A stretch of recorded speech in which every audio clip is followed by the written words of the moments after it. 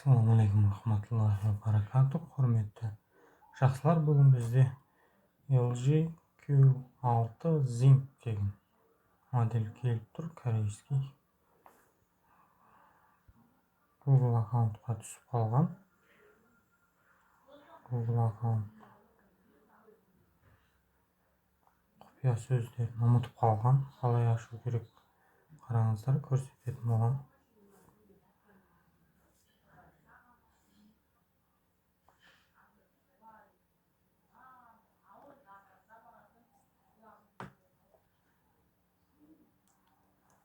Қоямыз. Келісеміз.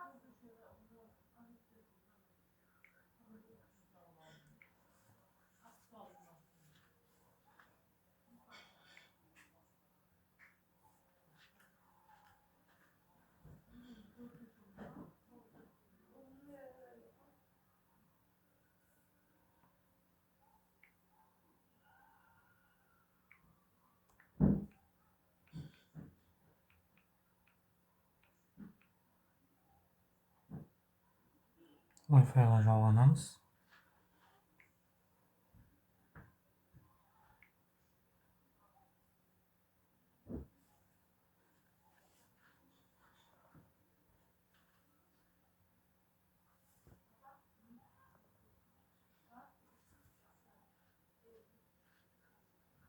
Күте тұрыңыз дейді. Күтеміз. Мұның ішінде жазылған. Нені білмейміз, сол үшін бізге.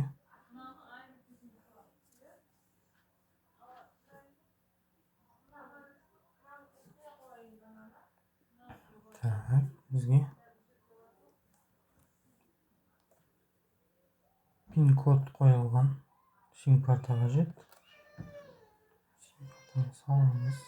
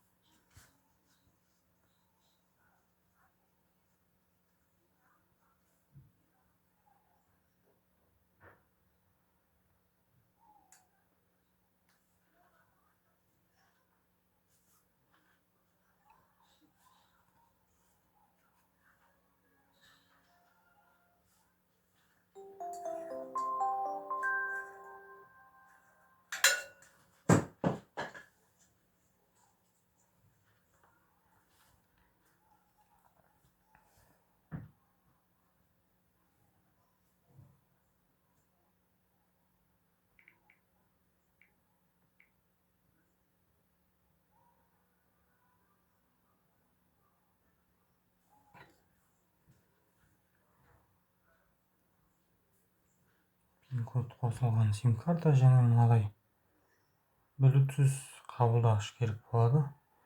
Bluetooth AUX деп айтылады. Осындай зат керек. Немесе құлаққаптарда бола береді. Bluetooth қосамыз.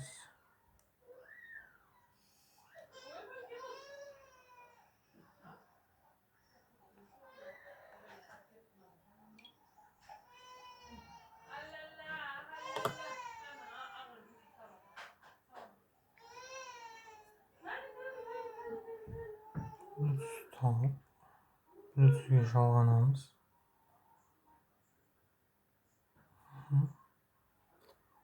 Енді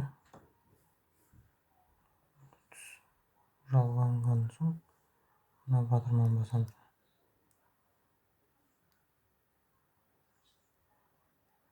Open Google Chrome айтамыз.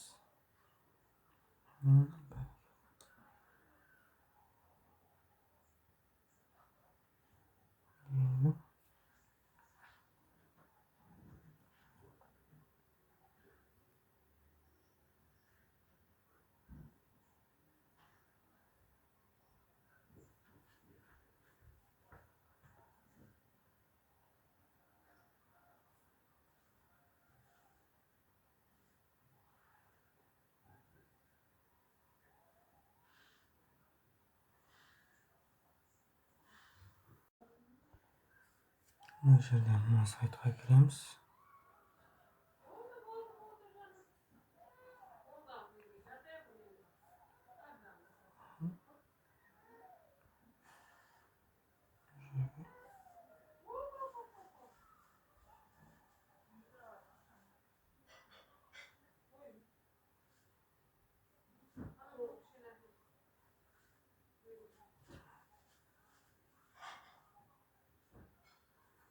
Электронды почта деген басамыз.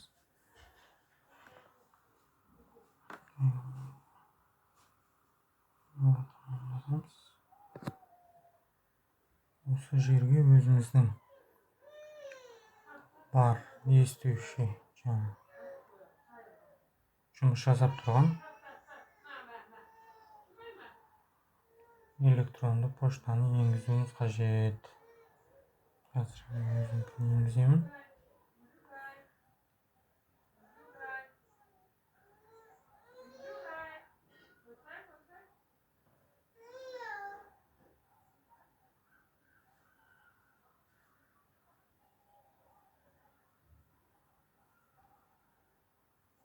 Құпия сөзді көрсетпей қояйын. Қауіпсіздік үшін.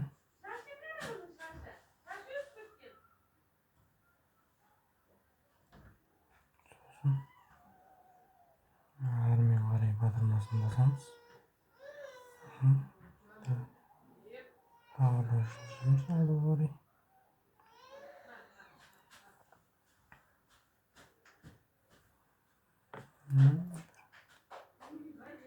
Енді тағы да дәлелейміз.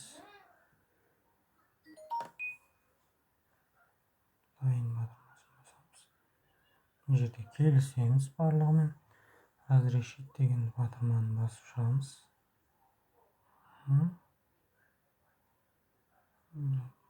Қосу батырмасын басамыз. Және жоғарыда скрипканы сурет тұр, соны басамыз. Осы жерде мынандай батырма шығады. Файл дегенді ашамыз.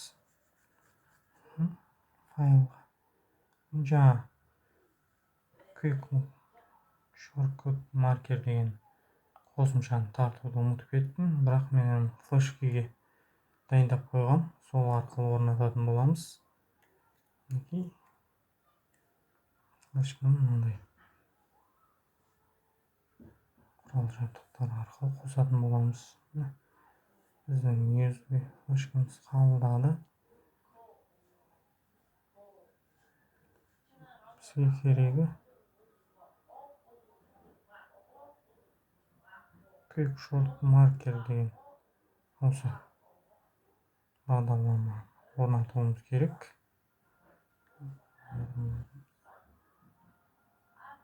орнату. Күтеміз. Ашу батырмасын басамыз. Енді осы жерде бізге мастер настройка деген батырма бар, соны табуымыз керек.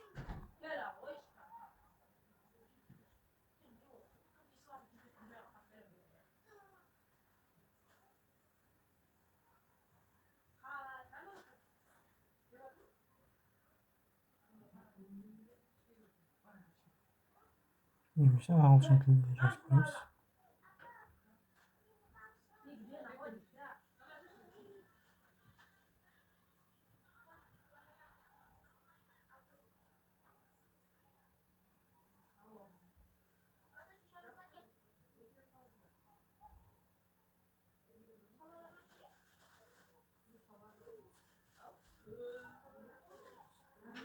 Оны табылмады, қазір іздейміз.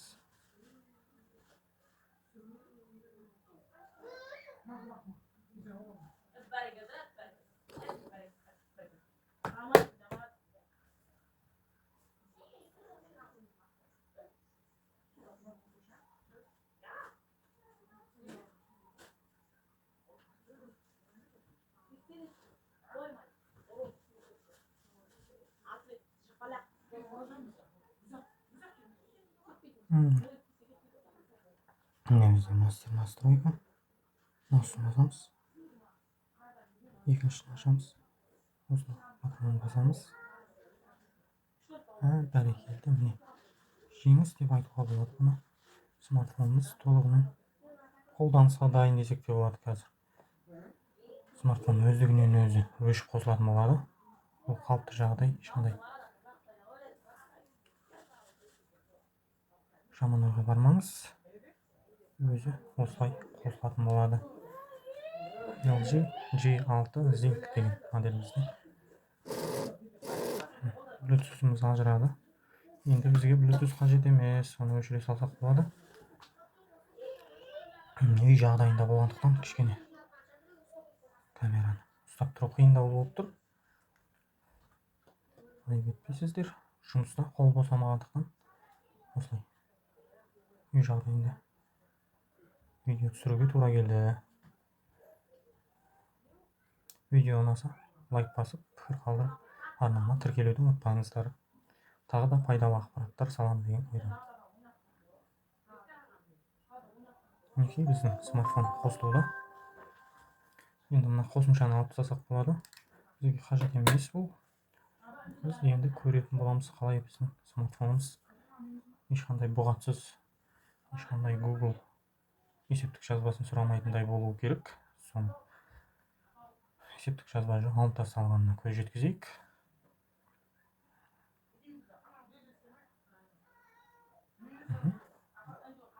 Алғашқы зауыттық нұқталарына қайта келді, қалпына келді. Өзімізге түсінікті болатын тілді таңдаймыз. Қош келдіңіз. Бізде бағана пин коды бар сим картаны да шығарып тастаймыз. Қажет емес енді бізге. Ендігі мәселе смартфонды пайдаланып көру. Дәле батырмасын басамыз. Алдында мынандай өткізіп жіберу деген батырма шықпай жатыр еді, енді пайда болды. Міне сағат шықты. Уақыт белгілері шықса, бұл біздің смартфон Google бұғатынан шешілді деген сөз.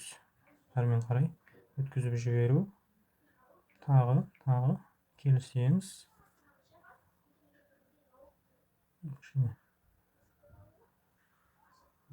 Сапасы төмендеу болып тұр. Кешірім сұраймыз сол үшін. Әрмен қарай батырмасын басамыз. Дайын батырманы басамыз. Міне тамаша, біздің смартфон қолданысқа дайын. Және ешқандай Google бұғаты жоқ. Өзіміз жаңадан енгізсек бола береді енді. Маркетке де аккаунт жоқ. Есептік жазба алып тастады. керемет, бүгінге осы сіздермен қоштасқаймыз. Алдағы уақытта тағы қызықты видеолармен бөлісемін. Арнаға жазылып, тіркеліп, пікір қалдырып, лайк басуды ұмытпаңыздар.